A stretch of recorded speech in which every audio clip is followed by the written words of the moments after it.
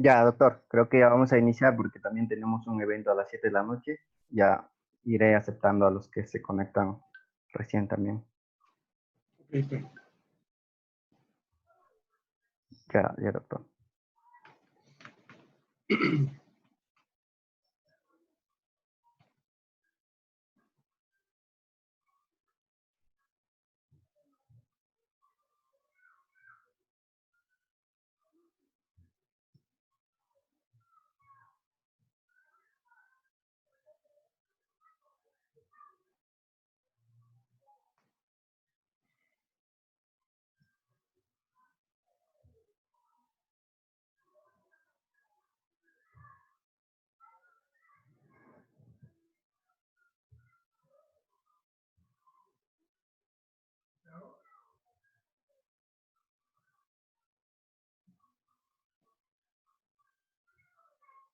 Ya, doctor. ¿Puede apreciar la diapositiva, cierto, doctor? Sí, sí se ve. Ya, creo que ya vamos a iniciar, doctor, así que ya es ya 5:37, creo, me parece. Ujú. Ya, me indica para pasar la diapositiva y todo eso. Ya.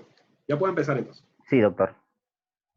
Sí, bien. Buenas tardes con todos los presentes. Bien, agradeciendo la invitación a este evento. Sé que es la primera clase y espero pues que este nuevo sistema bajo el cual nos compete hoy en día capacitarnos y dictar los diversos cursos que estábamos acostumbrados de manera presencial, dada la situación nacional, la coyuntura de emergencia, pues nos hace que tenemos que innovar y bueno, vamos a tratar de poder cumplir con las expectativas dentro de la medida de lo posible para poder ir también acostumbrándonos a la nueva forma de poder llevar o impartir las capacitaciones en el ámbito jurídico.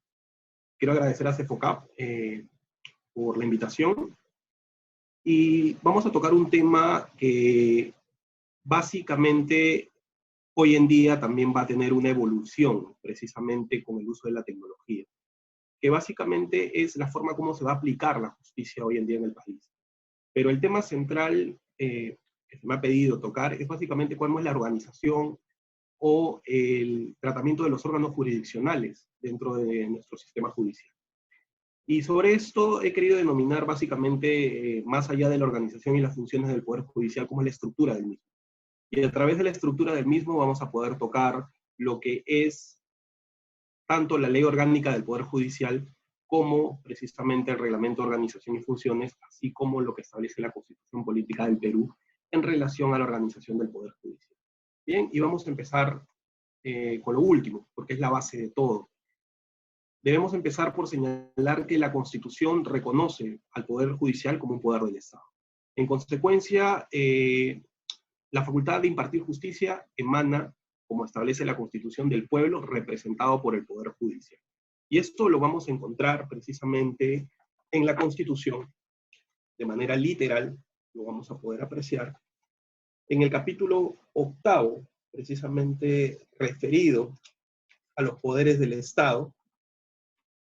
Y el artículo 138 es el que precisamente, de la Constitución, es el que precisamente nos vincula o nos deriva a lo que es la potestad de administrar justicia.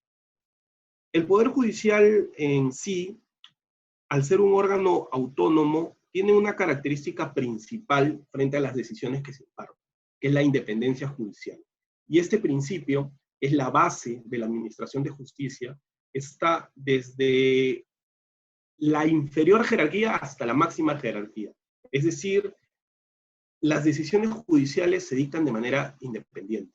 No puede haber una cuestión que influya en una decisión judicial, y aquí hacemos un paréntesis, muchas veces se cuestiona influencias o presiones mediáticas o circunstancias ajenas a la decisión judicial. Y esto está normado dentro de las prohibiciones por las cuales un juez no puede ser dirigido o no puede ser influenciado sobre la manera en la que va a emitir una decisión.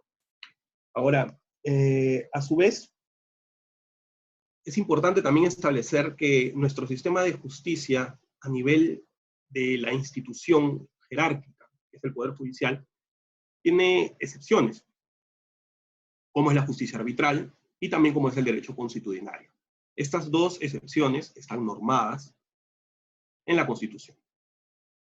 Y son excepciones en el sentido de que hoy en día se busca dar una solución de conflictos de manera alternativa, y eso ya no solamente con la regulación de la Constitución del 93, sino que hoy en día hay muchas controversias que prefieren resolverse de manera privada, y es ahí donde entran los arbitrajes.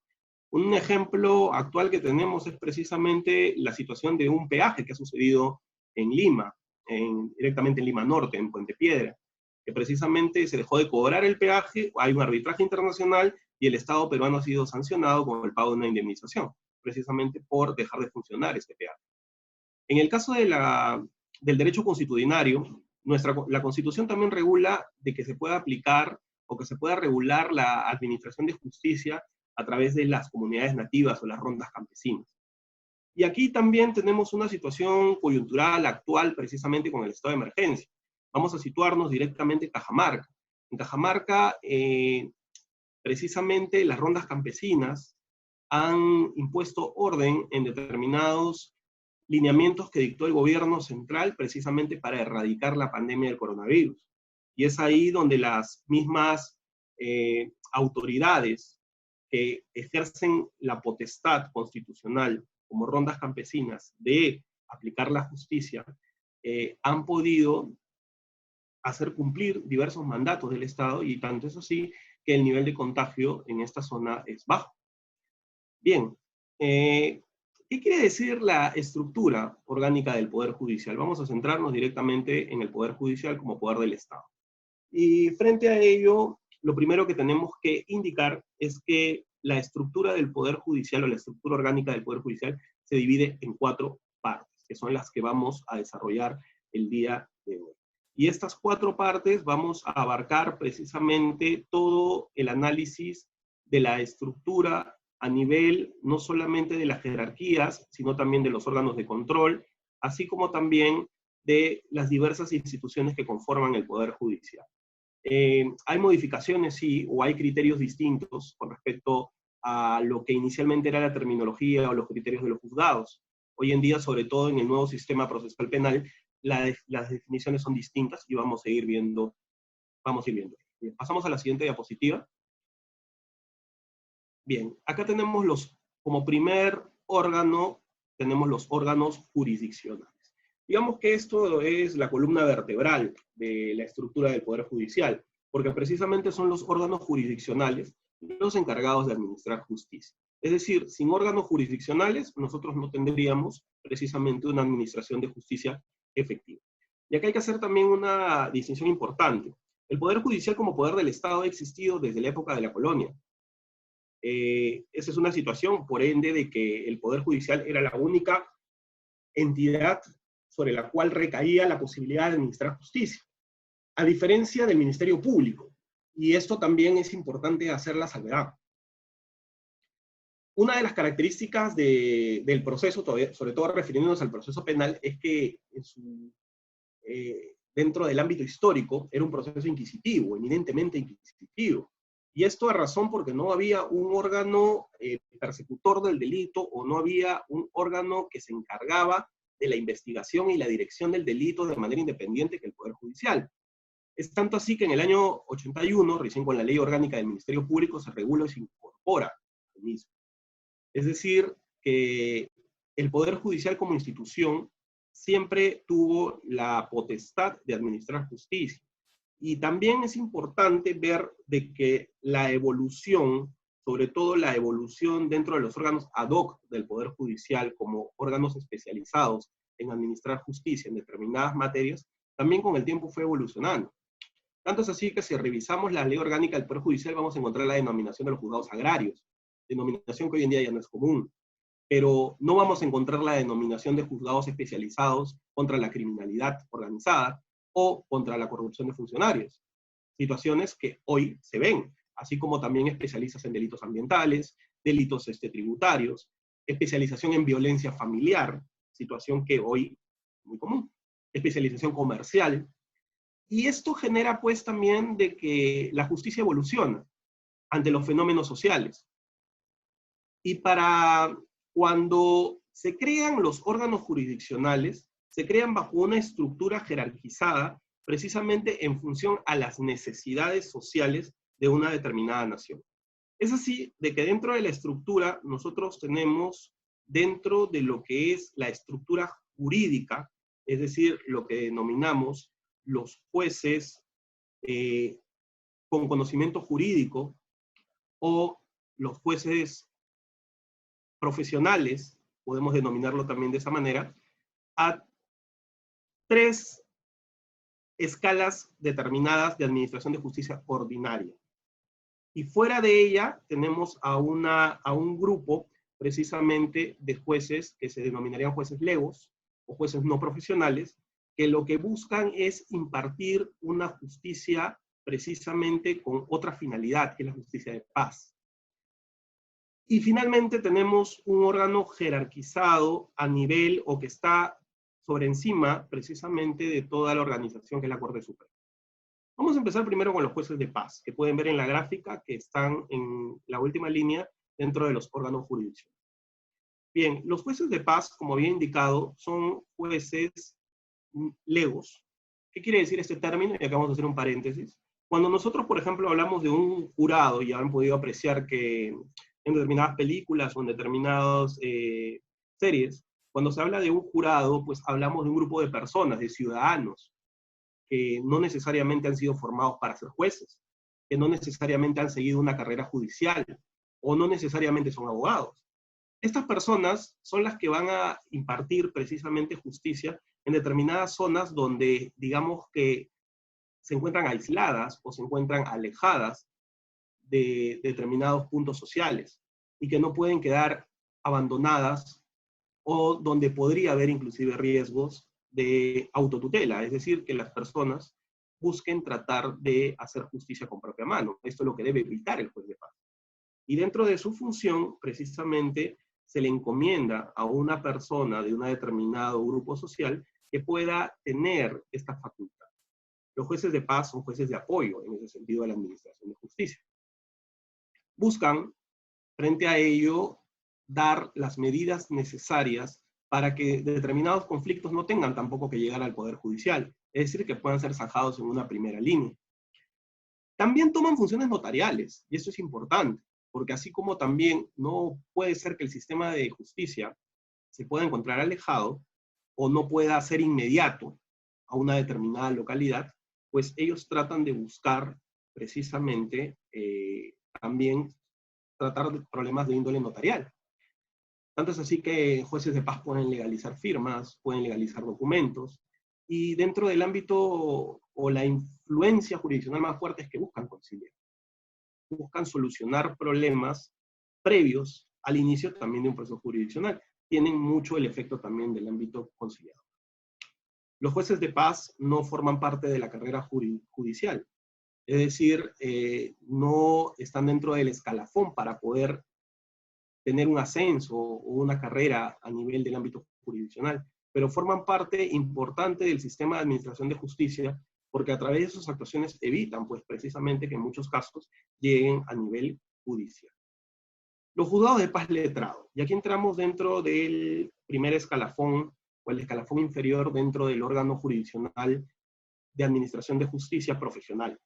Y en ese sentido, los jueces de paz letrado, y si ven, el ámbito letrado quiere decir profesional, o quiere decir que ya tiene una capacitación jurídica profesional para poder impartir justicia. Los jueces de paz letrado son jueces que tienen una competencia a nivel distrital, dentro de determinadas zonas que precisamente buscan solucionar conflictos con cuantías menores o conflictos de menor gravedad. Los jueces de paz letrado pueden observar y pueden tramitar tanto casos penales, casos civiles, casos de familia, casos laborales, e inclusive casos comerciales con cuantías menores. Un juez de paz letrado sería como un juez mixto menor, es decir, que puede ver varias materias, pero cuya finalidad es solucionar conflictos de menor intensidad. ¿Por qué? Porque dentro de un determinado distrito no necesariamente hay hechos que denoten una repercusión social grave. Aunque hay determinadas conductas que a la larga se han visto que los jueces de paz letrado tramitan en mayor cantidad, como por ejemplo las demandas de alimentos, como por ejemplo procesos de desalojo, faltas que en su momento, por ejemplo, el arrebato de un celular en su momento era catalogado como una falta, por un ámbito de cuantía. Hoy en día la norma modificó y en ese sentido, pues ya no ven este tipo de conductas, sino tendrían que ir al ámbito de los juzgados especializados, por ya no ser una conducta menor. Pero en sí, los juzgados de paz letrados tienen esa finalidad, poder resolver conflictos jurídicos de menor intensidad. Hasta hace poco, como bien podrán saber, el encargado de nombrar jueces y fiscales en el Perú era el Consejo Nacional de la Magistratura. El Consejo Nacional de la Magistratura fue una institución del Estado que fue desactivada, que fue dejada de lado precisamente por determinadas situaciones de corrupción que fueron advertidas por la prensa y que en su momento se nombró a una comisión que precisamente reestructure el sistema de selección de jueces y fiscales. Tanto es así, pues, que se creó lo que hoy ya tenemos instalado y que se encuentra funcionando ya en actividades como es la Junta Nacional de Justicia, cuya forma de selección y nombramiento difiere de lo que antes era el Consejo Nacional de la Magistratura. Entonces, hoy en día, el órgano encargado de nombrar, ratificar, destituir jueces y fiscales en el Perú es la Junta Nacional de Justicia. La misma aún no ha podido tener una actuación activa, digamos, por diversas situaciones que han pasado. Bueno, su designación fue a comienzos de este año, pero dada la situación de la pandemia, pues no se han podido haber aún concursos, nombramientos o procesos que puedan tener la actividad o el cronograma que ellos habían propuesto. Era precisamente hacer una, como se puede decir, revisar los nombramientos que habían sido realizados por el anterior Consejo, más que todo en la última etapa. Bien, al respecto de los jueces de paz letrado debemos indicar algunas cosas importantes. Primero, dentro de la jerarquía del Poder Judicial, como digo, están en la primera línea. Es decir, son los que deberían solucionar los problemas de menor intensidad, como había referido. Se equiparan dentro de la organización del Ministerio Público a los fiscales adjuntos provinciales. Tienen el mismo rango, la misma jerarquía dentro del ámbito de administración de justicia. Los jueces de paz letrados se encuentran, tienen un distintivo en la solapa, que es precisamente la medalla del Poder Judicial, pero con una solapa de color blanco. Este distintivo reconoce la función del juez de paz letrado y es el que debe portar precisamente en uso de sus actividades o sus funciones jurisdiccionales. Para ser juez de paz letrado en el país, ¿qué se requiere? Se requiere tener más de 25 años y tener más de 3 años de experiencia como abogado, como secretario de juzgado o como docente universitario. Y en este caso, la edad es la mínima que se requiere y el grado de experiencia también es el mínimo. Los jueces de paz letrado, dentro del escalafón judicial, pueden también ser promovidos o promocionados de manera eventual o provisional, como indica el nombre, pues a jueces especializados. No obstante, el juez de paz letrado, como había indicado, no solamente ve una determinada especialidad, sino se dividen en la posibilidad de conocer diversas materias, más que todo relacionadas por la cuantía. Ahora, dentro también de las especialidades que podemos denominar en los jueces de paz letrado, hay jueces de paz letrado que son derivados a comisarías, por ejemplo, donde hay un alto índice, por ejemplo, a nivel de faltas. Esto puede suceder en determinados distritos. Y es ahí, pues, donde sí solamente tendrían competencia de índole penal. Bien, jueces especializados y mixtos. Aquí se debe concentrar el mayor grupo de jueces, dentro de los especializados y mixtos. ¿A qué se denominan jueces especializados o mixtos? Antes eran denominados jueces de primera instancia. Hoy, denominados especializados y mixtos. Los jueces especializados son los que tienen el conocimiento y se encuentran abocados a una determinada materia, a una materia en especial, a una materia específica. Es decir, se han preparado para conocer una determinada especialidad, la misma que debe ser acreditada con la suficiencia del conocimiento de la materia. Esta especialidad precisamente genera de que el juez se aboque a conocer solo esos temas, o debería conocer solo esos temas. En ese sentido, la especialidad hoy en día nos lleva a ver que hay jueces de familia especializados en dos campos. Uno, lo que es el campo tutelar, y otro, lo que es precisamente el campo familia civil. Y en este ámbito también surge una subespecialidad que es la de violencia familiar, que hoy en día inclusive hay juzgados y ya también fiscalías especializadas en violencia contra la mujer y personas en situación de vulnerabilidad. Dentro de los juzgados especializados también tenemos el ámbito constitucional, el ámbito civil, el ámbito tributario, el ámbito comercial, y dentro del ámbito penal, pues también tenemos varias subespecialidades. Tenemos el ámbito común, delitos de naturaleza común, y tenemos ámbitos de delitos especiales, como había indicado al inicio, los ambientales, los delitos de corrupción, los delitos de criminalidad organizada. Inclusive hay una Corte Superior especializada en delitos de criminalidad organizada. Esto nos hace ver, pues, de que, como indiqué, la justicia a nivel de los jueces especializados ha ido cambiando, ha ido variando a lo largo del tiempo. Y esto por situaciones sociales que se han dado. Hay delitos que antes prácticamente ni siquiera se encontraban regulados, como son los delitos ambientales. O ciertas conductas que con el largo del tiempo se han ido haciendo más comunes. Antes, inclusive, habían juzgados especializados en ámbito agrario, como indiqué, y también habían juzgados especializados en terrorismo. Situaciones que hoy en día ya no. ¿Por qué? Porque los fenómenos sociales van cambiando. Esta situación nos hace ver de que hoy en día un juez no es que tenga una especialidad no para conocer, por ejemplo, un caso de terrorismo. Lo puede conocer, pero sería el juzgado especializado en criminalidad organizada. Ahora, con respecto a los jueces mixtos son los que ven más de una especialidad. Lo que se busca es de que el juez de primera instancia o el juez especializado solamente tenga una especialidad, a efectos de que tenga el conocimiento debido de una determinada materia y pueda desarrollar su función de la mejor forma. Es decir, sería un juez experto o especialista en determinada materia. Pero hay determinados lugares donde aún la administración de justicia no puede llegar, por ejemplo, con un juzgado civil y con un juzgado penal.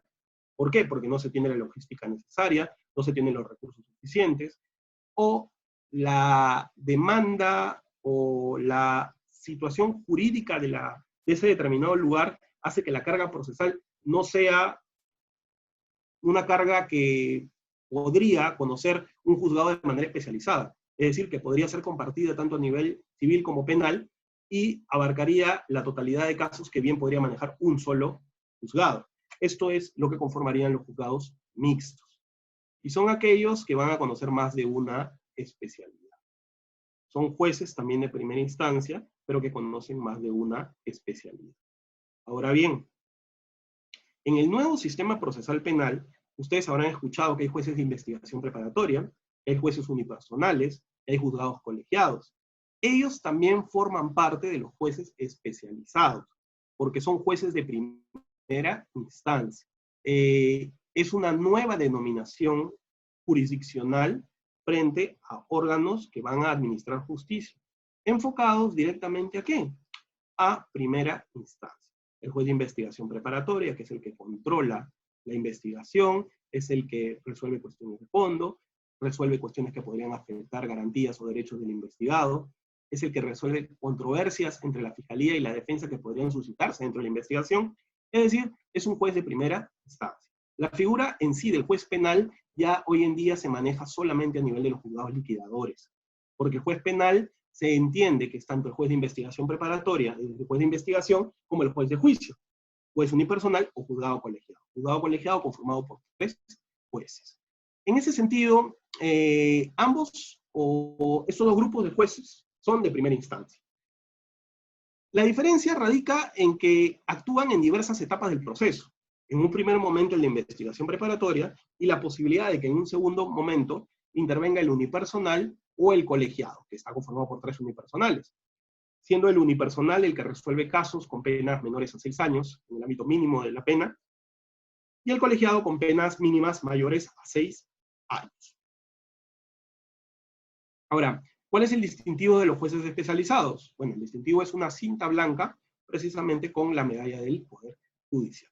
De esa forma podrán distinguir a un juez especializado a un juez de paz letrado. Ahora, en el caso de los jueces de paz, ellos podrán distinguirlos de diversas formas. Bueno, la primera es que usan un chaleco distintivo, y otro es de que, como administran justicia dentro de una determinada comunidad, ellos solamente o podrían ser reconocidos por la misma comunidad. Pero en este caso, ellos lo que buscan es administrar justicia de manera excepcional en una determinada zona. Juzgados de paz a nivel nacional no hay pocos, hay muchos. Y precisamente ahí se hace ver de que a nivel jurisdiccional no hay la suficiente capacidad de jueces aún para cubrir la demanda a nivel de todo el país. Y esa es una situación que la Junta Nacional de Justicia está dentro de sus objetivos para poder determinar la necesidad de jueces que se requieren para poder llegar precisamente la justicia a todos los lugares del Perú. Finalmente, dentro de los jueces especializados, tenemos de que ellos van a revisar en segunda instancia, dentro del ámbito de impugnación, las decisiones de los jueces de paz letrado. Por ejemplo, en materia civil, la apelación de desalojo, la apelación de alimentos, la apelación del cobro de una obligación, en materia penal, la impugnación de faltas. Y esto determina, pues, de que también los jueces de primera instancia puedan ser órganos revisores, y puedan ser órganos revisores de los jueces de paz letrado. Las Cortes Superiores de Justicia son las que conforman lo que denominan los jueces superiores. Pero acá la Corte Superior de Justicia no es solamente en función a lo que vendría a ser un juez superior, no, sino que una Corte Superior de Justicia ya actúa precisamente como un órgano encargado de la administración de justicia en un determinado distrito jurisdiccional. En este entendido, la Corte Superior de Justicia es la que se encarga de administrar justicia en un determinado lugar. Por ejemplo, Corte Superior de Justicia de Huamanga va a tener un radio urbano donde precisamente va a administrar justicia. ¿Quién es el responsable de esta Corte Superior? Es el presidente de la Corte Superior, el cual es designado por los jueces titulares en sala plena, jueces titulares superiores de esa localidad. En este caso, en el ejemplo que pusimos, sería en Huamanga. Estos jueces superiores, que no son elegidos como presidente de la Corte Superior, van a formar diversas salas. Y estas salas son las que se denominan los órganos revisores o órganos de segunda instancia. Aquí es donde surge la denominación de vocal superior o juez superior. Ellos son los que se encargan, en algunos casos, de llevar primera instancia, dependiendo de las excepciones de la ley, pero en la mayoría de casos revisan las decisiones de los jueces especializados o mixtos. Ahora, ustedes dirán, ¿y por qué tienen que revisar los casos? Porque precisamente una de las facultades que se les da a las personas es el derecho de poder impugnar. Es decir, todas las decisiones judiciales, porque la propia Constitución lo reconoce, existe la pluralidad de Estado. Y en consecuencia, esta situación genera de que todas las resoluciones jurisdiccionales puedan ser revisadas. ¿Quiénes son los órganos revisores? Precisamente los jueces superiores, los cuales son los que van a integrar precisamente una determinada grupo de jueces, que son los de mayor jerarquía dentro de una determinada Corte Superior de Justicia.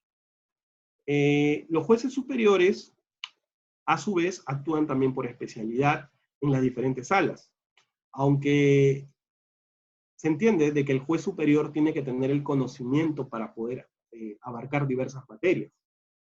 En ese sentido, tenemos las salas, pues, de familia, las salas civiles, las salas penales, y básicamente Estas son, digamos, los tres grupos principales de salas. Bueno, en determinados lugares hay las salas comerciales también, o civiles con subespecialidad comercial. También pueden haber las salas civiles con subespecialidad tributaria, subespecialidad aduanera, subespecialidad, digamos, en marcas, patentes o conflictos que derivan de Indecopi. Esta situación nos hace ver de que las salas, pues al ser los órganos revisores, tienen la responsabilidad de poder revisar casos que ya han sido resueltos en primera instancia. Por ende, las salas actúan en segunda y última instancia. Esta denominación la vamos a aclarar porque es segunda y última instancia. Porque dentro de los recursos ordinarios, la apelación es el recurso ordinario por excelencia. Recurso vertical bajo el cual puede revisar el órgano superior y se puede determinar si la decisión del juez de primera instancia es correcta o no es correcta. Pero esta decisión que imparten ellos se da por mayoría. Cada sala la conforman 3 jueces superiores y se requiere mayoría para poder dar una decisión, es decir, 2 votos. Estos votos que dan precisamente los jueces superiores se dictan precisamente luego de que uno de ellos ejerce la ponencia del caso. Es decir, hay 3 jueces que están encargados de revisar los casos y entre ellos, de manera aleatoria, se les asigna un determinado caso para que puedan ejercer una ponencia. Los otros jueces pueden compartir esa ponencia o pueden discrepar. De discrepar, harán un voto en discordia. Este voto en discordia se suma en la sentencia. Es decir, no siempre a nivel superior va a haber una unanimidad. Situación que también podría darse en primera instancia con los juzgados colegiados dentro del nuevo sistema. Entonces, los jueces superiores titulares son los que pueden llegar a ser presidentes de corte, de una corte superior.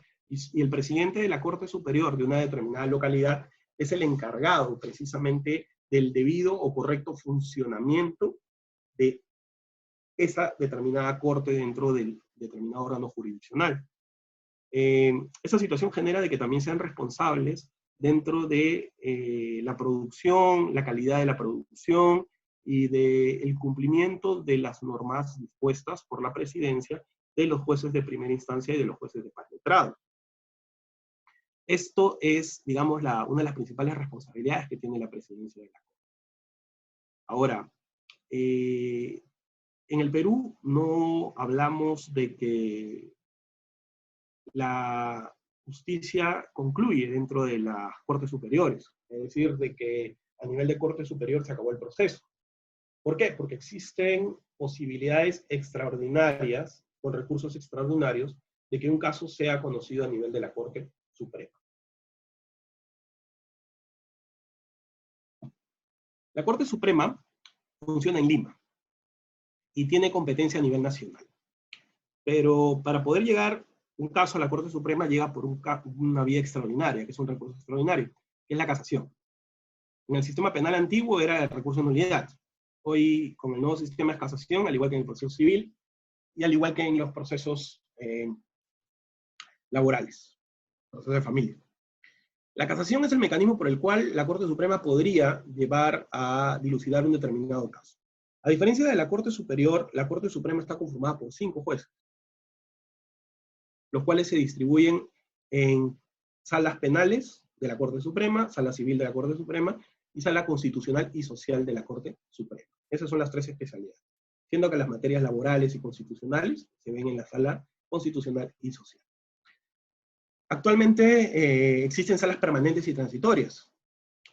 Estas están conformadas por 5 jueces, como indiqué, y al igual que en las cortes, a nivel de corte superior, donde había una sala integrada por 3 y había una determinada responsabilidad por cada juez de poder proyectar un determinado caso, es decir, de estudiarlo y dar una opinión o cuál sería su pronunciamiento, el mismo que puede ser compartido no por los demás jueces, igual sucede en la Corte Suprema. En ese entendido, en la Corte Suprema, para dictar una resolución requiere mayoría de 4 votos. En ese sentido, aquí la situación es distinta, porque si no se alcanzan esta cantidad de votos, tienen que llamar a otro juez, quien tiene que dirimir, y así hasta que se llegue a esa totalidad. no todas las resoluciones son por unanimidad. Y en este sentido es que se tiene que dirimir. Ahora, sí hay una excepción importante a nivel de lo que es casación. Hoy en día sabemos de que los delitos de corrupción llevaron a que muchos altos funcionarios sean procesados. La actual norma procesal penal establece de que la Corte Suprema contra los altos funcionarios se forma una sala penal especial de la Corte Suprema y un juez que lleva digamos, es el juez de garantías o juez de primera instancia, que también es un vocal supremo. Ellos conformarían órganos jurisdiccionales especiales a nivel de la Corte Suprema. Y estos órganos jurisdiccionales especiales generan, y lo establece el propio código, que en estos tipos de procesos no puede haber casación, porque ya la Corte Suprema actúa como segunda instancia a nivel de apelación, y no podría haber un ámbito de casación. Es una excepción a la regla que venimos hablando. Tampoco la Corte Suprema conoce casos que hayan sido conocidos por los jueces de paz letrados. No pueden conocer casos que hayan sido conocidos por los jueces de paz letrados. Entonces, solamente podrían llegar a la Corte Suprema casos que han sido conocidos en primera instancia o en un inicio por los jueces especializados mixtos o por las salas penales de las Cortes Superiores. Eso sería la competencia a nivel de la Corte Suprema. ¿Cómo se distingue o cuál sería el distintivo de un vocal de la Corte Suprema, un juez supremo? Es una cinta ya no es blanca ni roja, sino lleva ambos colores, una cinta blanca y roja, con el escudo o la insignia del Poder Judicial.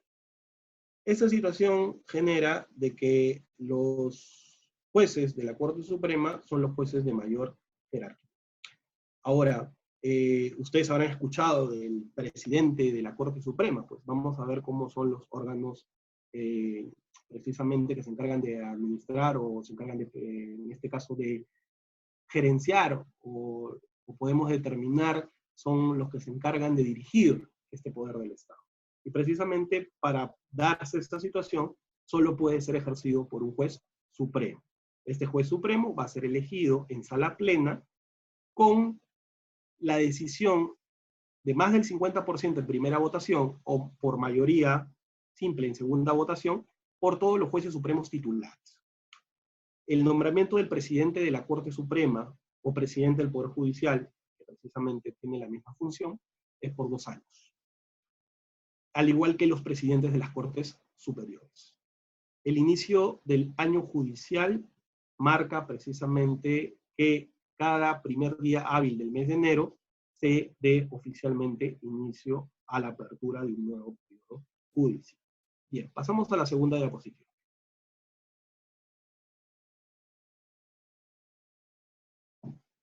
Hemos hablado un poco de esta situación dentro de los órganos de gestión. Bien, ya vimos cuáles son los órganos jurisdiccionales, es decir, cómo se administra justicia. Eso vamos a profundizar un poco al final de esta última parte. Pero vamos a ver, pues, cuáles son las funciones o las facultades de los órganos de gestión. Bien, primero el presidente de la Corte Suprema. El presidente de la Corte Suprema es el presidente del Poder Judicial. Tiene la facultad de representar al Poder Judicial en los altos eventos, donde se congreguen los presidentes de los otros poderes del Estado, como es el legislativo y como es el ejecutivo. El Poder Judicial es un órgano independiente. Y dentro de las funciones del presidente de la Corte Suprema, se encuentran reguladas en el artículo 144 del Código de la Constitución del Perú, el cual que dice de que es el máximo órgano jerárquico del Poder Judicial. Es decir, el presidente del Poder Judicial o el presidente de la Corte Suprema precisamente es el que dirige al poder del Estado, es el que dirige precisamente la institucionalidad del mismo. Esto nos hace ver de que para ser un juez supremo, más allá de un ámbito de la edad, se requiere un tema de la experiencia, en el sentido de que poder dirigir a un poder del Estado. Y en este sentido, como sabemos bien en el país, los jueces no son elegidos por voluntad popular, los jueces son elegidos por un ámbito de capacidad, o debería ser así, por un ámbito de preparación. Y esta situación es la que conlleva la experiencia bajo la cual un vocal supremo titular puede optar por decisión de los demás integrantes de la Sala Plena de la Corte Suprema, precisamente poder ser designado como la persona encargada de llevar adelante un determinado trabajo en función y en beneficio de la organización, la estructura y la jerarquía del Poder Judicial. Es la Sala Plena de la Corte Suprema. Bueno, la Sala Plena la conforman todos los jueces supremos titulares, quienes tienen que reunirse de manera ordinaria, mínimo 2 veces al año, y también lo pueden hacer de manera extraordinaria. La Sala Plena se reúne para zanjar diversas situaciones, bajo las cuales se pretende zanjar determinados temas, por ejemplo, discrepancias jurisprudenciales, discrepancias de índole que generen precisamente conflictos entre la interpretación de las normas. Pero básicamente lo que hace la Sala Plena es precisamente que la administración de justicia a nivel de los órganos jurisdiccionales puedan fijar determinados marcos jurisprudenciales, o que inclusive se puedan presentar determinados proyectos de ley a efectos de que se pueda administrar de mejor manera el sistema de justicia. Consejo Ejecutivo del Poder Judicial. El Consejo Ejecutivo del Poder Judicial es como la parte administrativa gerencial de mayor jerarquía del Poder Judicial. El Consejo Ejecutivo es el que se encarga precisamente de ver las necesidades de justicia en el país, en el sentido de que lo que busca es gestionar o gerenciar de manera debida la administración de justicia. El Consejo Ejecutivo del Poder Judicial está conformado por 2 jueces de la Corte Suprema, un miembro del Colegio de Abogados, un miembro de la Corte de los jueces de las Cortes Superiores y un juez de primera instancia o un juez especialista. Esa, digamos, que es la conformación de la misma. Y lo que busca es precisamente dar los lineamientos dentro de lo que viene a ser las decisiones en pos o en beneficio de la administración de justicia. Es un órgano que se encarga precisamente de buscar la ejecución de determinadas medidas, por ejemplo, creación de juzgados nuevos, traslados de juzgados, desactivación de juzgados, mejoras en la búsqueda de determinados presupuestos, implantación de medios o mecanismos que ayuden a mejorar la administración de justicia, como por ejemplo el expediente judicial electrónico, que es una situación que habrán escuchado, que es muy común o que hoy en día se va a ver como una necesidad absoluta. Por ejemplo, la implantación de la oralidad en los procesos. Ya no solamente el proceso penal, sino también hoy en día hablamos de que en los procesos laborales se busca que los procesos civiles también lleguen a esa situación, a efectos de poder resolver de manera rápida los determinados conflictos jurisdiccionales. Entonces, el Consejo Ejecutivo, también su periodo dura 2 años, y lo que busca es tomar decisiones precisamente en función del ámbito gerenciador o del ámbito de gestión precisamente del Poder Judicial. La presidencia de la Corte Superior, en este sentido, es el que se encarga de administrar, ya lo habíamos indicado, una determinada Corte Superior. Las Cortes Superiores o la cantidad de magistrados, la cantidad de personal va a depender también del radio urbano o del lugar donde va a funcionar la misma. Por ejemplo, en Lima tenemos Corte Superior de Lima, que es Lima Centro, Corte Superior de Lima Norte, que es uno de los, digamos, una de las cortes que abarca, digamos, un radio urbano grande, Corte de Lima Este, que abarca uno de los distritos más grandes, que precisamente donde está mi juzgado, que es Juan de Lurigancho, donde habita más de 1 millón de personas, solamente en un distrito, y su radio urbano se extiende hasta Matucana, y abarca pues lugares también cercanos a Lima, como es Ate, Santa Anita. Entonces, Lima Sur también abarca determinados lugares que se concentran al sur de Lima, llegando en clase hasta los balnearios, llegando a los balnearios. Entonces, vemos de que esto va a depender del radio urbano. Como hay cortes que, por ejemplo, Sullana, que abarca un radio urbano mucho menor, cortes que son recientemente creadas, pero que eran una necesidad urgente, como es la Corte de la Selva Central. O sea, esta Corte de la Selva Central abarca también un radio urbano muy amplio, y antes formaba parte de lo que era la mayoría de la Corte de Junín. Entonces, hay ámbitos locales de administración de justicia que se basan precisamente en las Cortes Superiores. Y las Cortes Superiores tienen un radio urbano determinado y es el presidente de la Corte Superior el que debe gestionar en relación a la Corte, precisamente el correcto funcionamiento. Pero la diferencia con el Consejo Ejecutivo es que el Consejo Ejecutivo determina, pues, precisamente la capacidad de gestión que se requiere para ese órgano jurisdiccional o el conjunto de órganos jurisdiccionales en sí. Por ejemplo, la capacidad de juzgados, personal, activaciones de juzgados, como había indicado, y también lo que vendría a ser las necesidades de reforma, espacio, logística que se requerirían sobre ello. La sala plena de la Corte Superior, y aquí es importante, también se reúnen todos los vocales superiores, a diferencia de la Corte Suprema, que eran los supremos, los superiores, precisamente para tocar determinados conflictos jurisprudenciales que se dan a nivel de corte.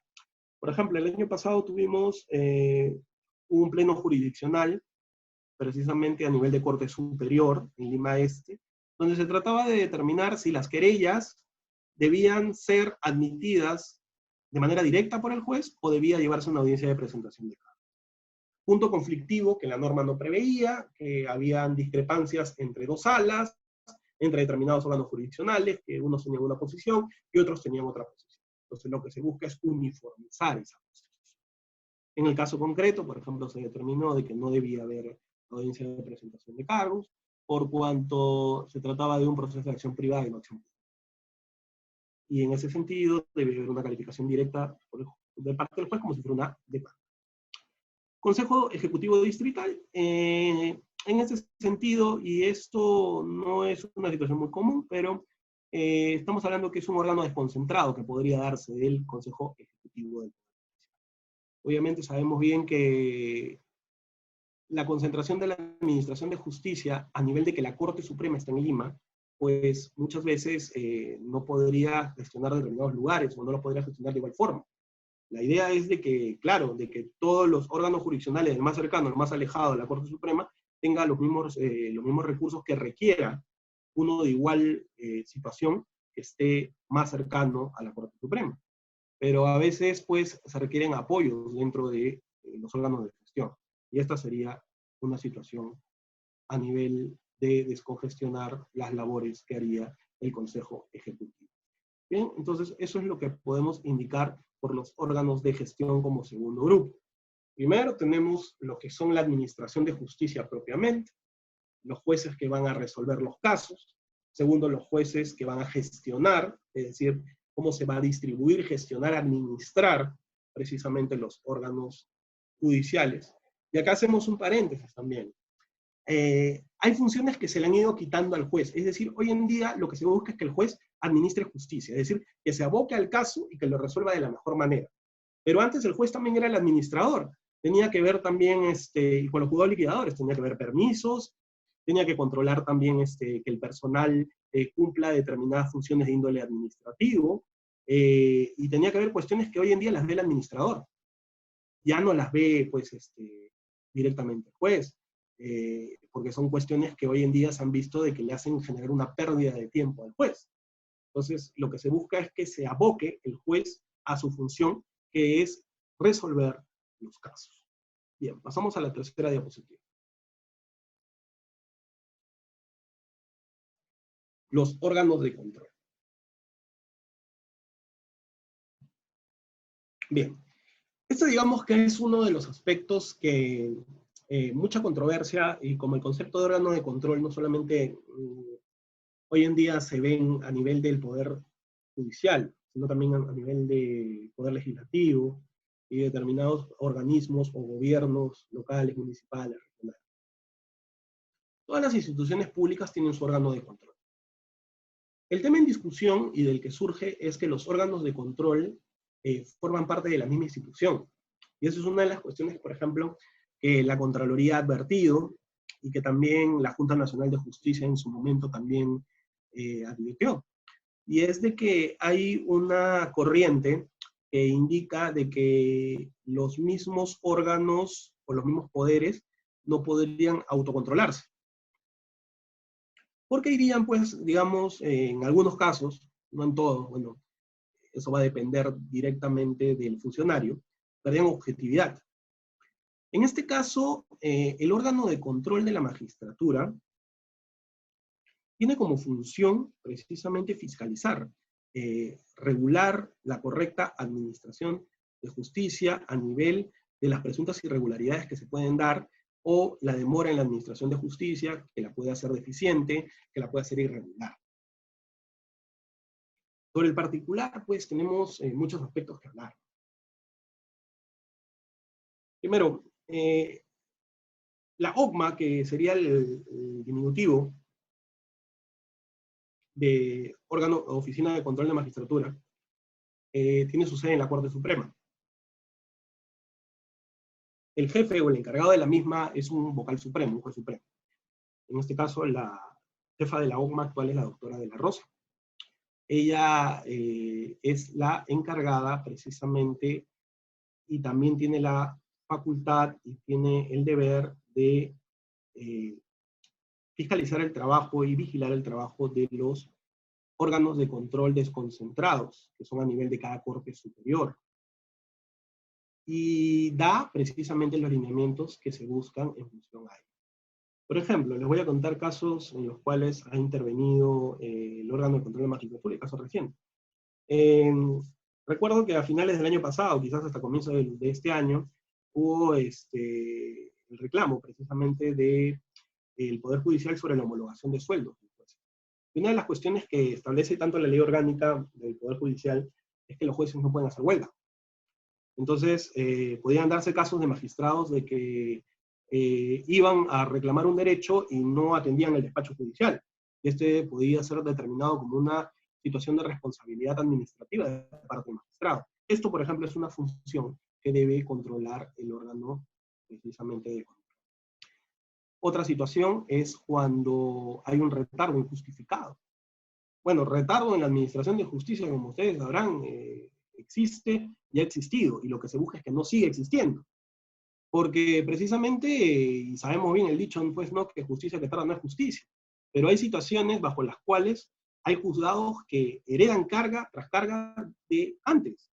Es decir, el retraso en la administración de justicia no viene de hoy ni de ayer, sino viene de hace mucho, mucho tiempo atrás.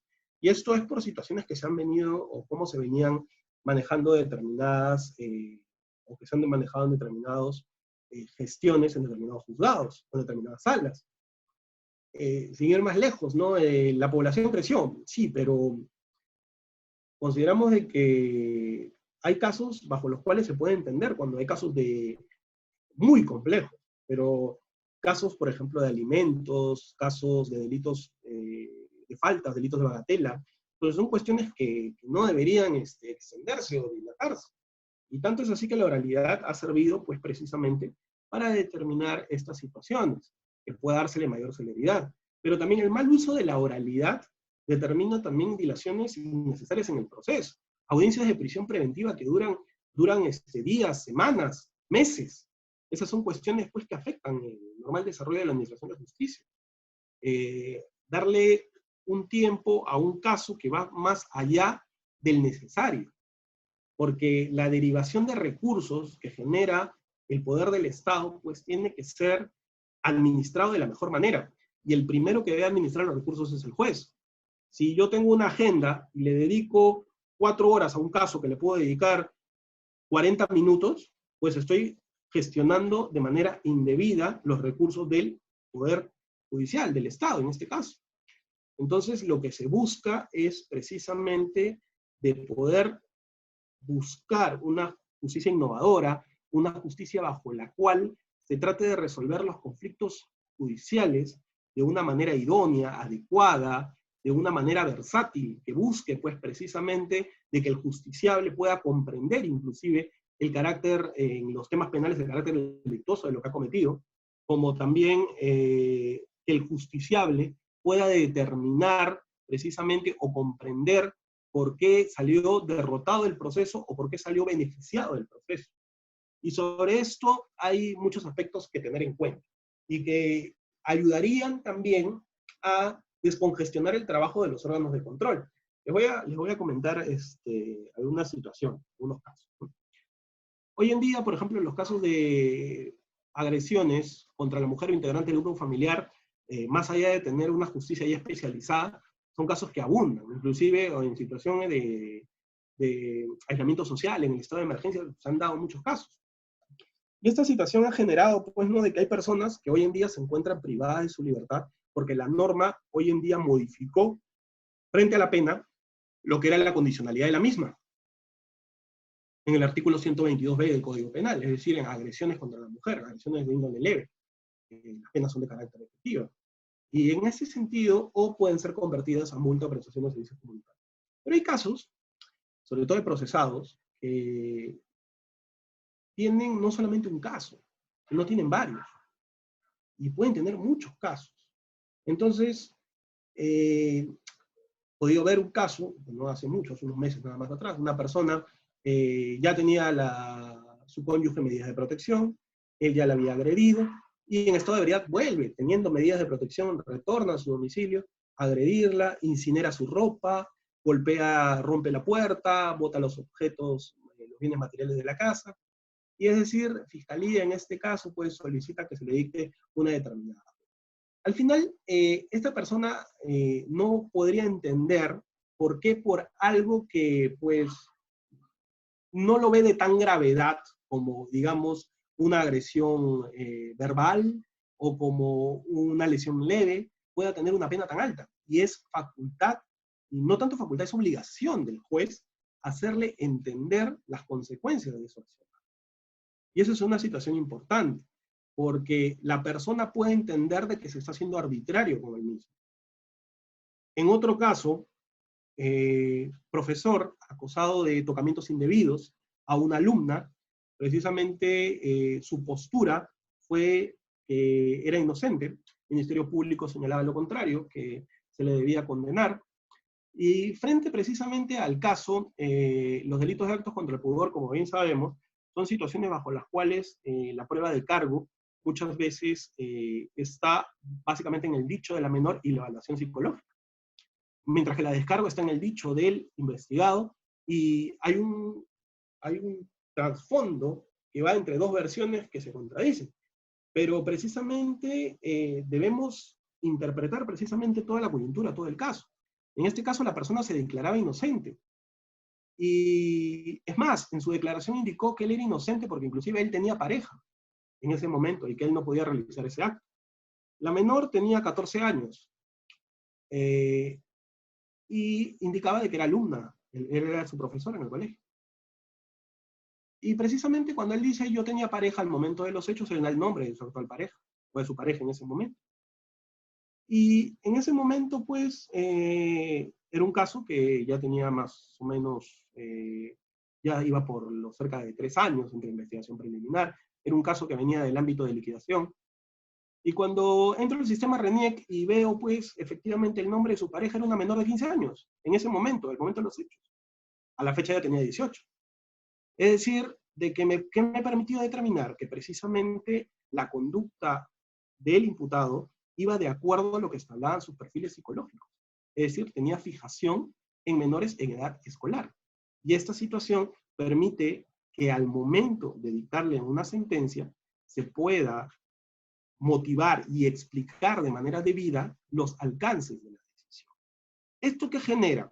De que no hayan denuncias sobre arbitrariedades o que se pueda determinar de que se trata de ser impositivo, imperativo, o que se trata de administrar justicia de manera inquisitiva. Porque una de las funciones del juez, y que precisamente va de acuerdo a los que buscan los órganos de control, es que se garantice una justicia efectiva. Y que se garantice la misma en respeto de los derechos fundamentales de las partes. No solamente el procesado, sino también de la parte agraviada, de todas las partes en general que intervienen en el proceso. Y las partes tienen igual posibilidad de actuar en el proceso, y esto es un tema ya que viene desde la reforma jurisdiccional. Y esta posibilidad de participar con con los mismos derechos, conocido como igualdad de armas, pero más que todo el principio de igualdad, genera pues de que los jueces no puedan quebrantar este principio. La Constitución establece bien claro cuál es la igualdad, y la Constitución establece cuáles son las obligaciones y los deberes del juez. Y dentro de estas obligaciones y estos deberes son precisamente los que van a ser controlados por el órgano de control, precisamente porque es su función verificar que la justicia se aplica de una forma debida. Bien, lo primero que va a haber o que debería controlar los órganos de control es lo establecido en el artículo 139 de la Constitución, que son los principios de la función jurisdiccional. Es decir, el juez está aplicando los principios debidos. ¿Cuáles son estos principios? Primero, el único que puede administrar justicia frente a un determinado lugar es el juez competente, es decir, al cual se le ha delegado esta función. No puede administrarse justicia, salvo las excepciones que habíamos indicado al inicio, otro funcionario. O sea, el juez es el que tiene que administrar justicia. También, aparte de la jurisdicción de índole común, también se reconoce la jurisdicción militar. Pero dentro de nuestro ámbito jurisdiccional no entramos dentro de lo que son delitos de función. Hace poco se vio un caso acá en Lima, un caso muy paradójico, y vamos a poder determinar acá cuál es, digamos, la especialidad, si es la militar o la común, que es la que nos aboca. Se ve la imagen de un policía corriendo, pero detrás de este policía uniformado, pero detrás de este efectivo policial había un efectivo policial, pero de civil, que corría atrás de él. Y no es de que los dos iban tras la persecución de un presunto autor o un delincuente. No, un policía quería detener al otro porque había sido denunciado de recibir una suma de dinero para no imponer una determinada infracción. Entonces, ¿esto qué sería? ¿Un delito de función o un delito común? Y ahí surge, pues, precisamente, ¿cuál es la jurisdicción competente? ¿La común o la militar, policial? En este caso en concreto, tenemos que los actos de corrupción son delitos comunes. Más allá de la responsabilidad funcional que pueda tener, como por ejemplo quebrantar el honor militar o un acto contrario pues, a los valores militares y policiales. No, acá hablamos directamente de un acto de corrupción. Se tiene que investigar en la vía común. Entonces, la unidad y la exclusividad del Poder Judicial tiene la finalidad de eso, de sancionar o de darle solución a conflictos jurídicos de relevancia jurídica que precisamente sean ventilados dentro de los determinados órganos jurisdiccionales. Bien, tenemos luego lo que vienen a ser la independencia, y esto es algo que también habíamos hablado. El juez tiene que ser imparcial. Es independiente, pero tiene que ser imparcial. Independencia quiere decir que resuelve conforme a su criterio, conforme a lo que las partes prueben, pero tiene que ser independiente. Es decir, no puede tener una vinculación alguna con las partes, con el caso, un interés indebido. No, tiene que ser totalmente objetivo e independiente. El debido proceso. El juez lo que busca es custodiar una de las cosas principales, es decir, la esencia de la administración de justicia del debido proceso. Que las reglas de juego estén claras, es decir, cómo se va a llevar el proceso, y tiene que hacer respetar el mismo. La tutela jurisdiccional efectiva, que precisamente lo que buscamos es que los resultados del proceso vayan acorde a cómo llevamos el proceso, precisamente es una de las facultades y funciones que tiene que hacer el juez, porque si se desvía precisamente la correcta administración de justicia, pues el juez no ha cumplido una debida labor. La publicidad, es decir, muchas personas se quejan de que, y hay casos donde ha pasado, ¿no? Hay personas que se han enterado de que les llega una notificación de que tienen un juicio y dicen, recién me he enterado. Y precisamente se advierte de que siempre les notificaron mal, que no se llevó un debido emplazamiento, un diligenciamiento, que no se cumplió de manera correcta, pues, hacerle conocer el caso. Y esto afecta, pues, el ámbito de la publicidad. Afecta, pues, precisamente de que todos los casos deben ser públicos, salvo las excepciones que señala la norma. Por ejemplo, los delitos contra la libertad sexual. Uno de los aspectos más importantes, ¿no? La motivación. Quizás el debido proceso, bueno, está vinculado directamente a la motivación. Las resoluciones judiciales, cuando en un proceso hay dos partes, mínimo dos partes, obviamente una decisión a una de ellas no le va a gustar. Todo proceso siempre va a haber un ganador y un perdedor. Pero es difícil que ambos se sientan ganadores, o que ambos se sientan perdedores. Puede darse. Pero yo creo que esa sería una decisión peor, ¿no? O sea, no hay ninguna satisfacción por ninguna de las partes. Es decir, a nadie le gustó la sentencia. Es decir, Los dos están en desacuerdo. ¿Y esto qué genera? Precisamente de que pueda haber, o debe haber, de parte del juez, una explicación de por qué se llega a esa decisión. Pero no es una explicación cualquiera. Tiene que ser una explicación sustentada precisamente en las fuentes del derecho. ¿Y cuáles son las fuentes del derecho? Pues precisamente la ley, la doctrina, la jurisprudencia. Y esto genera también de que vaya en función a la costumbre. Porque no es lo mismo administrar justicia en una determinada zona que en otro lugar. El Perú es un país pluricultural. Es decir, no es lo mismo Piura que Puno, son distintas costumbres. Y esto aplica mucho precisamente a la función jurisdiccional. Entonces,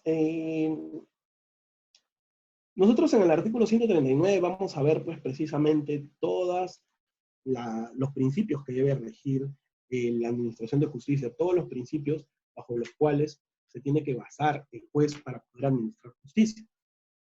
Y el órgano de control de la magistratura lo que busca es precisamente hacer un seguimiento por quejas que pueden ser presentadas por los mismos justiciables, o de oficio, o situación de oficio. Y esta situación, pues precisamente abarca de que el juez tenga una potestad no solamente de conducirse de una manera correcta para los fines del proceso, sino también de que el juez actúe conforme a sus atribuciones. Por ejemplo, el juez es el que tiene que dirigir y es el que tiene la potestad jurisdiccional de poner orden en una audiencia. Si una audiencia se le sale al juez de las manos, porque imagínense pues, ¿no?, de que la agraviada lo empieza a agredir al imputado y se terminan peleando, se caen al piso y se forma todo un escándalo, un alboroto, eso es responsabilidad eminentemente del juez. Porque si él no ve las garantías para que ambos puedan estar, tiene que retirarlos. Si él ve que se requiere presencia policial y no la hay, tiene que convocarla. Si ve que tiene que haber presencia de seguridad, lo tiene que hacer. Y si se da esta situación, ¿cómo va a reaccionar? Precisamente conforme le establece la norma. Tiene que disponer la detención de las personas, porque están alterando el orden público, porque le están faltando precisamente a la administración de justicia. Y esta situación hace de que el juez también deba aplicar la facultad sancionadora que la norma le reconoce. De no hacerlo, pues obviamente una de las partes puede quejar o puede presentar una queja contra el juez por no haber cumplido su función.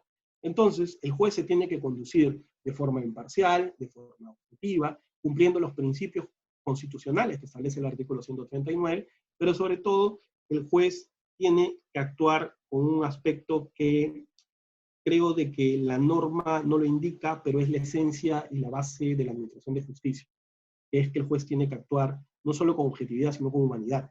El hecho de que el juez actúe con humanidad no quiere decir de que el juez tiene que perdonar al imputado, debiendo condenarlo, va a absolver porque le da pena. No. El actuar con humanidad quiere decir que actúe de la manera más objetiva posible, precisamente en respeto de los derechos de la persona. Porque cuando hablamos de los derechos de la persona, estamos hablando de que si a la persona le corresponde que haya una sanción de 10 años, no le ponga 11, ni le ponga 9, porque afectaría el derecho de la parte agraviada, afectaría el derecho de la sociedad. Se tiene que imponer lo que corresponde y se tiene que resolver conforme corresponde. Hay situaciones bajo las cuales, obviamente, pues, el juez puede objetivamente, por momentos, emocionalmente verse influenciado, y es una situación que todos los jueces debemos hacer a un lado, porque el juez no se puede influenciar de manera emocional. Pero el juez también es una persona, también es humano, pero tiene que hacer de lado precisamente esas situaciones. Imagínense una jueza que es víctima de violencia familiar por parte de su cónyuge y tiene que resolver un caso de violencia familiar. Si no hace a un lado precisamente la situación emocional, pues va a resolver mal. No va a resolver de manera objetiva, no va a resolver de manera independiente, y a la larga eso afectaría pues precisamente la imparcialidad, que es uno de los pilares de la administración de justicia, conforme venimos indicando. Bien, el cargo de jefe de la Oficina de Control de Magistratura también dura 2 años, y a diferencia de los órganos desconcentrados, que son los órganos de control, pero de las diversas cortes superiores, El de la OCMA, o Control de la Magistratura, a nivel nacional, lo realiza, o la encargatura es para un juez supremo. Mientras que para el órgano de control desconcentrado de una determinada corte superior, es un juez superior, titular. Este juez superior es el que encarga, pues, precisamente de controlar que los jueces cumplan una debida función. Desde las cuestiones más elementales o mínimas, que es que el juez llegue temprano, que el juez esté en su despacho al momento que debe estar, que el juez cumpla con el horario jurisdiccional, hasta poder revisar determinadas quejas por mala tramitación de un caso, o por situaciones bajo las cuales, pues, se puede afectar un derecho, que precisamente se evitarían cumpliendo los principios y las obligaciones que debe cumplir todo juez, que están en la Constitución y que están en la ley orgánica del Poder Judicial. Pero sobre todo, que el juez actúe con un debido criterio en cada caso que tenga que realizar. Bien, pasamos a la siguiente diapositiva. Siguiente. Bueno, parece que no pasamos a la siguiente diapositiva, pero creo que la tienen ustedes. Ah, ahí está. Bien. Justo esta es la última. El órgano de defensa. Pero el órgano de defensa no a nivel de la persona o de manera independiente, sino es el órgano de defensa a nivel del Poder Judicial como institución.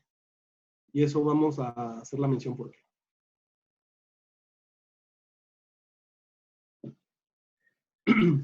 Precisamente cuando, más allá del ámbito administrativo, un justiciable siente de que se le ha afectado en su derecho, con una mala motivación, con una detención arbitraria, pues fue arbitrario, violó sus derechos constitucionales, el juez, las partes pueden recurrir a procesos constitucionales o procesos de garantía. En ese sentido, cuando una de las partes presenta una demanda o una denuncia contra un determinado órgano jurisdiccional, sea un juez de paz letrado, sea un juez especializado, sea toda una sala de la Corte Superior, de la Corte Suprema, es decir, cualquier órgano va a ejercer la defensa del órgano jurisdiccional, la Procuraduría Pública del Poder Judicial. Y este sería el último órgano, precisamente, dentro de la estructura de administración de justicia, que son los órganos de defensa. ¿Qué quiere decir o cuál es la función de la Procuraduría? La función de la Procuraduría es realizar la defensa precisamente de los intereses del Poder Judicial en función a la postura que ellos manifiestan. Es decir, no todo habeas corpus, el accionante tiene razón en el mismo. Y obviamente un habeas corpus no solamente va dirigido para el juez que dictó la resolución como responsable eminente de la decisión, sino que la responsabilidad va de la institución, porque el juez representa a la institución. Y porque es función precisamente también del poder del Estado, precisamente defender los intereses como órgano independiente. Porque recordemos de que si hablamos de la independencia judicial y hablamos de la separación de poderes, el Poder Judicial es un órgano independiente. Y en consecuencia sus decisiones tienen que ser defendidas y tienen que ser custodiadas en ese sentido. Porque de lo contrario, pues no solamente habría una sanción, digamos, contra el funcionario responsable que emitió la decisión, sino también del Poder Judicial como institución. Entonces, lo que se nos exige es debida motivación, pero claro, que la decisión esté acorde a ley, porque si no está acorde a ley, puede ser materia de un proceso judicial. Por ejemplo, hoy en día los habeas corpus se han vuelto muy comunes, ¿por qué? Porque hay personas que están privadas de su libertad o establecimiento penitenciario, hacinado, si las cosas como son. No hay, creo, ningún establecimiento penitenciario en el país que no esté hacinado, y pueden sentir de que se está afectando su seguridad, su salud, la vida del interno,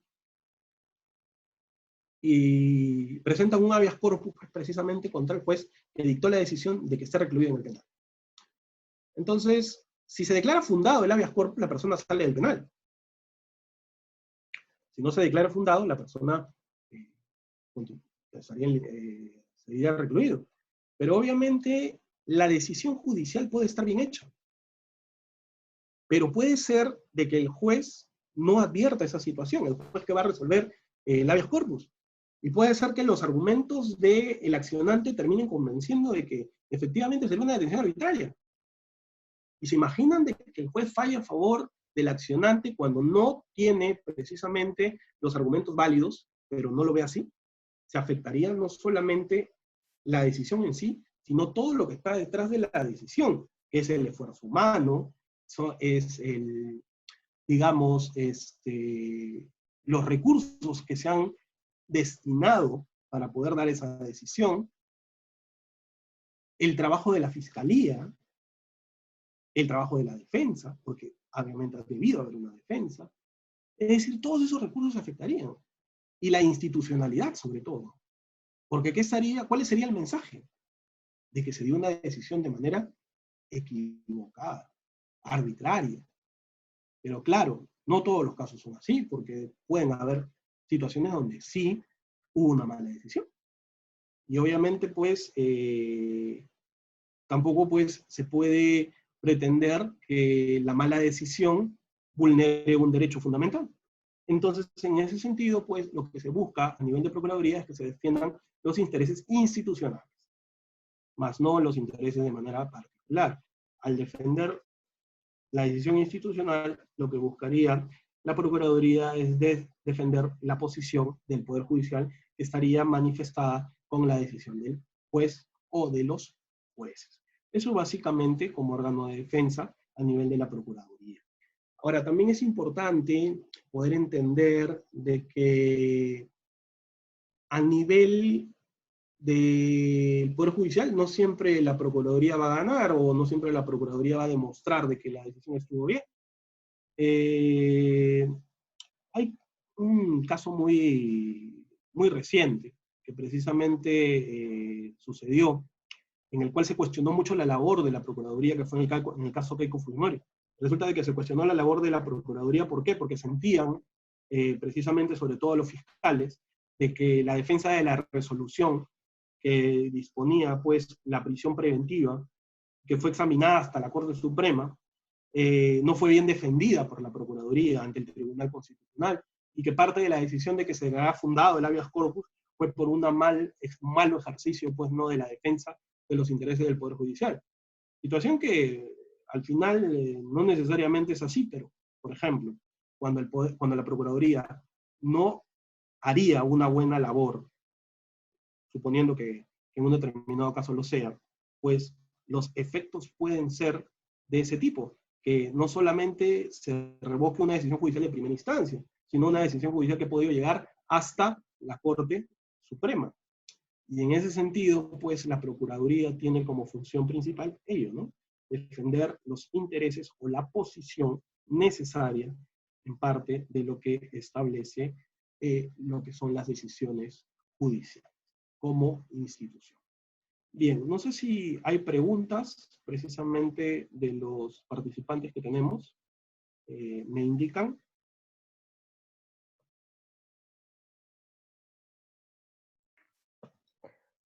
Buenas noches con los participantes. Si tienen preguntas, pueden levantar la mano. Hay una opción para levantar la mano o también pueden hacer a través del chat sus preguntas. Si en todo caso no tienen preguntas o alguna consulta, ya para finalizar nuestra clase.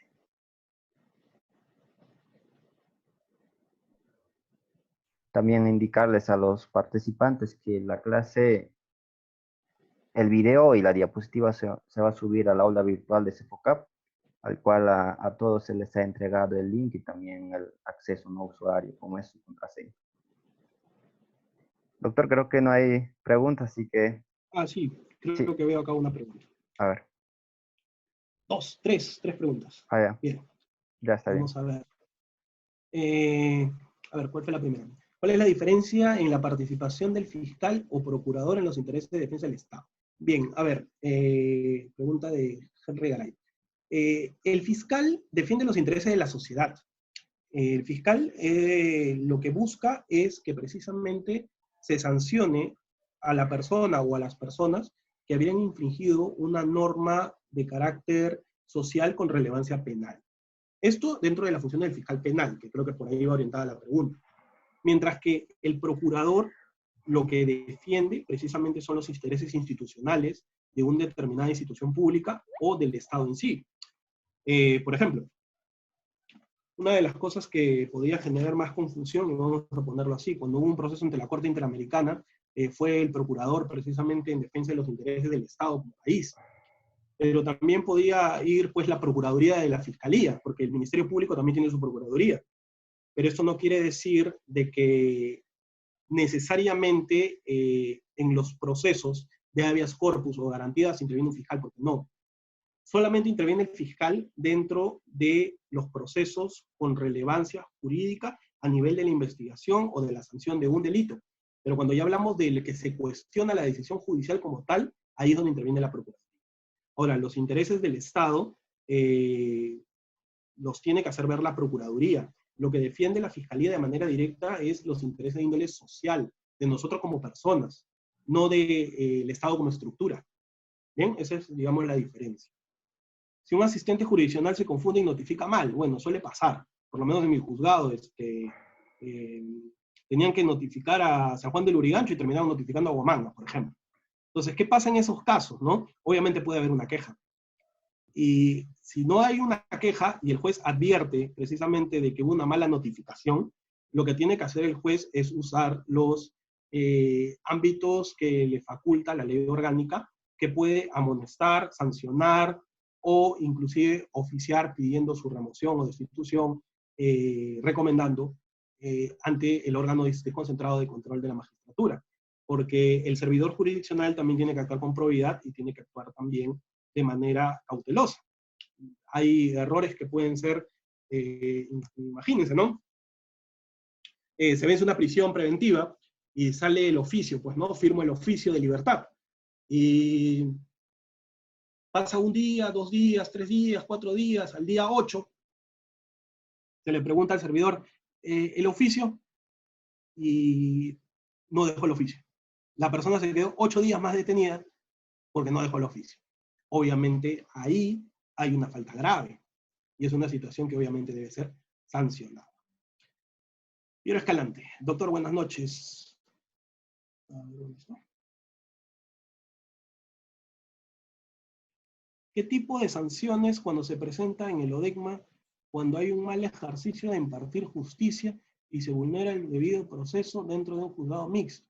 Bueno, si se vulnera el debido proceso, vulnerar debido proceso es muy amplio, pero de manera general, cuando el juez de manera ineficiente vulneró el debido proceso, de manera negligente, pues obviamente el juez va a ser sancionado, y puede ser sancionado desde una separación hasta una destitución, o también puede ser con una multa.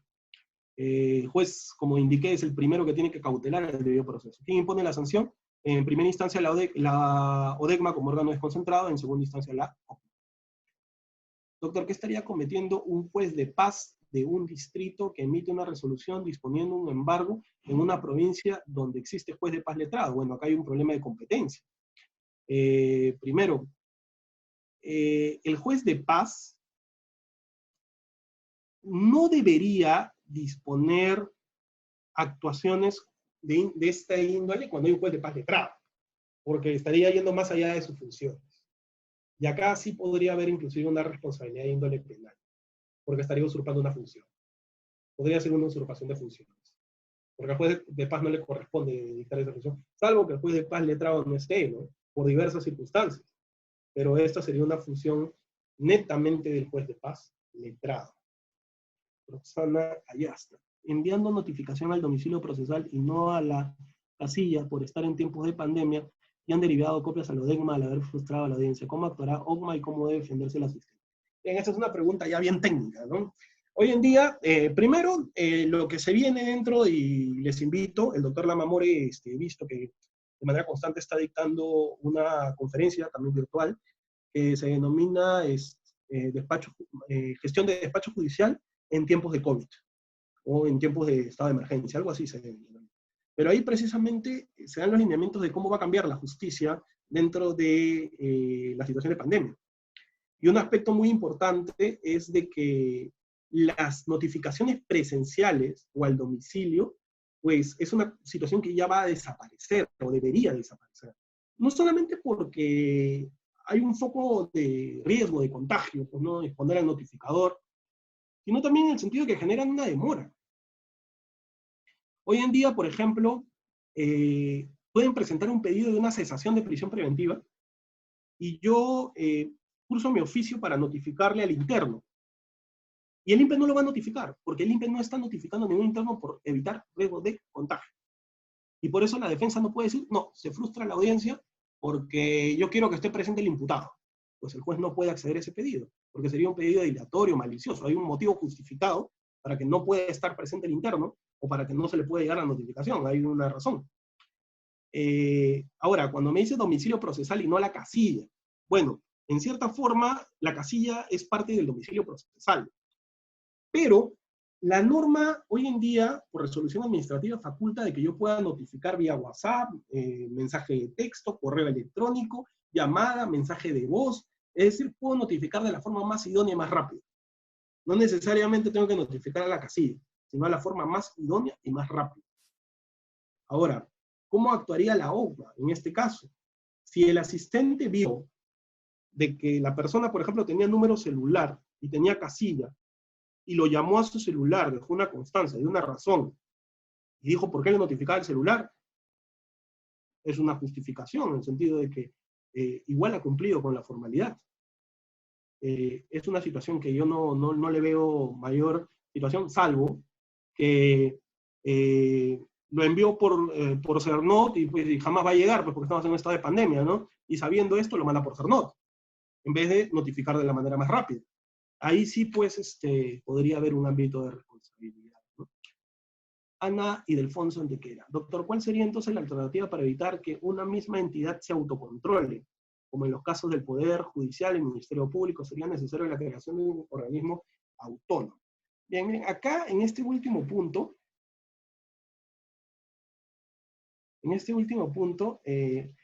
uno de los principales poderes, o lo que pude ver, el único poder que se rehusaba a que pueda ser controlado por alguien que no sea parte del mismo poder, era el poder legislativo. Y hubo entonces ahí toda una situación. ¿Qué es lo que se decía? De que si ya existe la Contraloría, que es el órgano que debe controlar precisamente la actuación y la función dentro de los funcionarios y servidores públicos, tendría que actuar ella, ¿no? La Contraloría. Pero todos los órganos públicos, todos los organismos públicos tienen su órgano de control, desde los gobiernos municipales, regionales, o sea, tienen que tenerlo. Pero el tema es cuán imparcial el objetivo es. Entonces, una de las cosas que se quiere crear, pues, ¿no? Inclusive a través de la Junta Nacional de Justicia, es que hay un órgano independiente, un órgano autónomo, un órgano aparte. Es que cuando hablamos de institución pública, estamos hablando como que, imaginemos un banco, Interbank, y el Interbank se autocontrola y se fiscaliza ellos mismos y cumplen la función de la SBS, la Superintendencia de Banco y Seguro. O sea, ellos mismos se autocontrolan. Entonces, obviamente no habría una falta de objetividad, porque determinar una responsabilidad, como dije en un inicio, no es solamente dirigir a una persona, sino también es un ámbito institucional. Y esta situación es la que se debe controlar y evitar, pues, que surjan mayores circunstancias, ¿no? Bien, pues espero haber resuelto todas las preguntas que me han formulado. Yo le agradezco nuevamente a Cefocap la invitación, bueno, y espero estar con ustedes en otra oportunidad. Gracias. Gracias, doctor. Con esto finalizamos. Muchas gracias.